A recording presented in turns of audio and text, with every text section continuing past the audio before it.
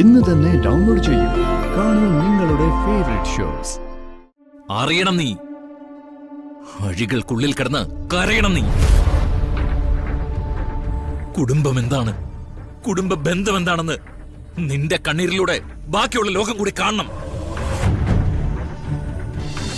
തന്നെ കണ്ടെത്തി താലി കെട്ടി ദാ ഇവിടം വരെ എത്തിക്കുമ്പോ ആ തെറ്റിനുള്ള പരിഹാരം മാത്രമായിരുന്നു എന്റെ മനസ്സിൽ. ഞാനായിട്ട് ഒരിക്കലും തന്നെ വേദനിപ്പിക്കില്ലടോ. പിന്നെ ചുറ്റുപാടുകളിൽ നിന്നും കേൾക്കുന്ന കാര്യങ്ങൾ താനത് തള്ളിക്കളയാൻ തയ്യാറായാൽ മതി. എന്തായാലും ഒരു കാര്യം ചെയ്യ്, താൻ വീട്ടിൽ വിളിച്ച് അവരെ വിഷമിപ്പിക്കുന്ന കാര്യങ്ങളൊന്നും പറയരുത്. അമ്മയും അച്ഛനും ഒക്കെ ഇപ്പൊ ഇരിക്കുന്ന അവസ്ഥ അത്ര കഠിനമാ. ഓക്കെ? ആ വേണ്ട, ഇനിയിപ്പൊ നമ്മൾ അങ്ങോട്ടും ഇങ്ങോട്ടും തെറ്റും മാപ്പും പറയാൻ നിൽക്കണ്ട.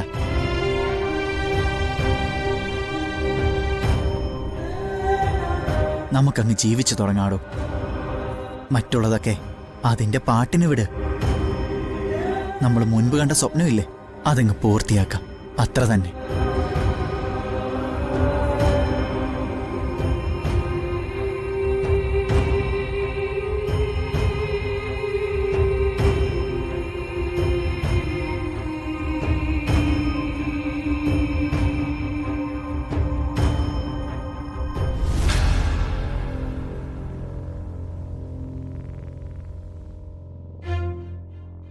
അയാളാകെ വയലന്റ് ആയിരുന്നു.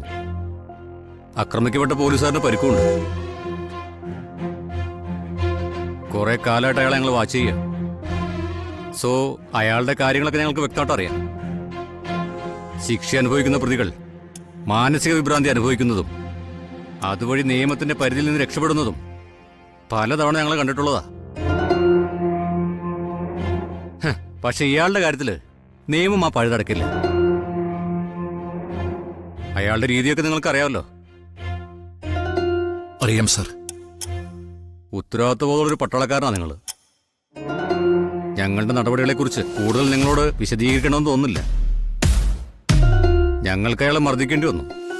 പക്ഷെ അത് കഴിഞ്ഞ് അയാൾ കരയായിരുന്നു, അമ്മയെന്ന് വിളിച്ചോണ്ട്.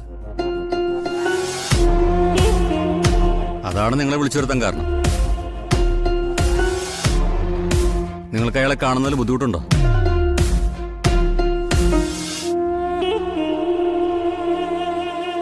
ഇല്ല സർ. അടുത്തു പോകുമ്പോ സൂക്ഷിക്കണം. എടോ സർ, ഇവരയാളൊന്ന് കാണിക്കേ. ശരി സാർ, നിങ്ങൾ വരൂ.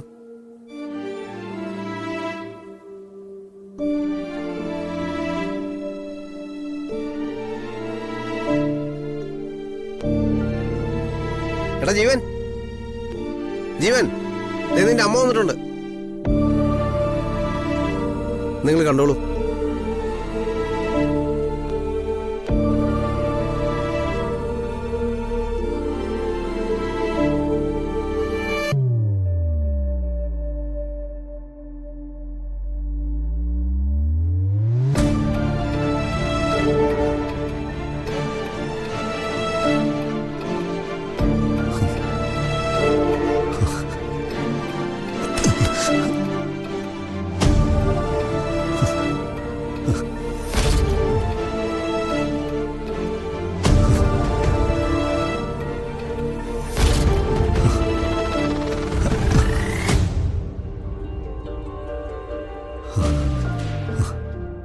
അമ്മേ,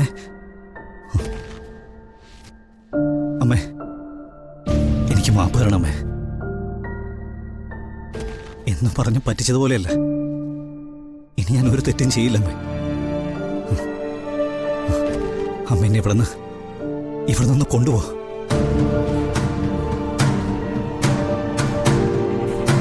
എനിക്കിവിടെ പേടിയാവുന്നമ്മേ.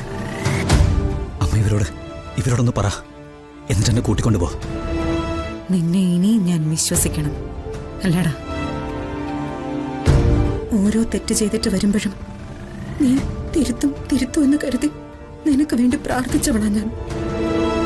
നിന്റെ കൂടെ നിന്നതാ ഞാൻ. എന്റെ മോളുടെ ജീവിതം എനിക്ക് വിട്ടു തന്നേക്കാൻ ഞാൻ പറഞ്ഞതല്ല. കേട്ടോ നീ? കൊല്ലാനായിരുന്നില്ലേ നിന്റെ തീരുമാനം? അമ്മേ ദൈവത്തിന്റെ കനിവ് കൊണ്ടല്ലേ അവളെ രക്ഷപ്പെട്ടത്. അമ്മേ ഞാൻ ഇനി നീ എന്നെ അങ്ങനെ വിളിക്കരുത്. എന്റെ മകന്റെ സ്ഥാനത്ത് ഇപ്പൊ നീ ഇല്ല. നീ അവസാനിച്ചു, എന്നേക്കുമായിട്ട് അവസാനിച്ചു. അങ്ങനെ പറയില്ല അമ്മേ, പ്ലീസ് അമ്മേ. ചെയ്ത തെറ്റിനുള്ള ശിക്ഷ നീ അനുഭവിക്കണോടാ. അറിഞ്ഞോ അറിയാത്തതുമായി ഒന്നല്ല, ഒരു 100 കുറ്റം നീ ചെയ്തിട്ടുണ്ട്. നിന്നെ പോലൊരു ക്രിമിനലിനെ പ്രസവിച്ചതിന് ഞാനിന്ന് തല താഴ്ത്തി നിൽക്കുകയാണ്. അമ്മ നീ ഇതിനകത്ത് കിടന്ന് ചത്താ പോലും ഇനി എന്റെ മനസ്സലിയില്ല. അമ്മ തൊട്ടുപോരുത്.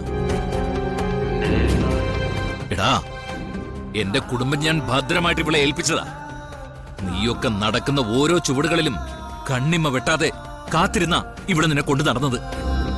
അച്ഛാ, അവളുടെ സന്തോഷത്തിന് അവൾ ഒന്നും ചെയ്യുന്ന ഞാൻ കണ്ടിട്ടില്ല. പക്ഷെ നീയൊന്ന് ചിരിക്കാൻ വേണ്ടി പാടുപെടുന്നത് ഞാൻ കണ്ടിട്ടുണ്ട്. ബാക്കി എല്ലാവരെയും നീ മാറ്റി നിർത്തിക്കൂ. സ്വന്തം അമ്മയോട് നീ നീതി കാണിച്ചിട്ടുണ്ടോ? പറ. സുജാതെ പോലും കൊല്ലാൻ നീ കത്തിയെടുത്തില്ലടാ. അമ്മയ്ക്ക് നേരെ കത്തിയോങ്ങിയ ഒരു മകന് ഏത് നീതിപീഠത്തിൽ നടാ രക്ഷപ്പെടാൻ സാധിക്കുക? സുജാത പറഞ്ഞതൊക്കെ സത്യം. ഇങ്ങനൊരു മകൻ ഞങ്ങൾക്കില്ലാന്ന് തീരുമാനിച്ചിട്ട് തന്നെയാ SSR വിളിച്ചപ്പോ ഞങ്ങൾ ഇങ്ങോട്ട് കയറി വന്നത്. ആശ്വസിപ്പിക്കാനോ താലോലിക്കാനോ ഒന്നല്ല. നിയമം തരുന്ന ഏറ്റവും വലിയ ശിക്ഷ നിനക്ക് ലഭിച്ചിരിക്കണമെന്ന് പറയാനാ. അറിയണം നീ, അഴികൾക്കുള്ളിൽ കിടന്ന് കരയണം നീ. കുടുംബം എന്താണ്, കുടുംബ ബന്ധം എന്താണെന്ന് നിന്റെ കണ്ണീരിലൂടെ ബാക്കിയുള്ള ലോകം കൂടി കാണണം.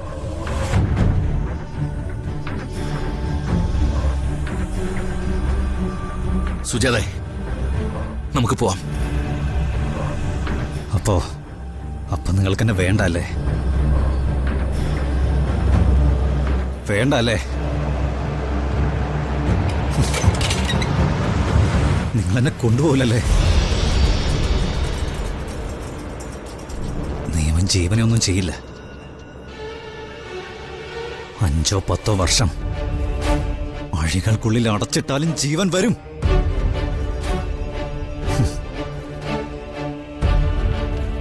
ഇന്നേ വരെ ഒരുത്തിയെ കൊല്ലണമെന്ന് ഞാൻ കരുതിയിട്ടുള്ളൂ. ഒരുത്തനെ ഞാൻ വിടില്ല.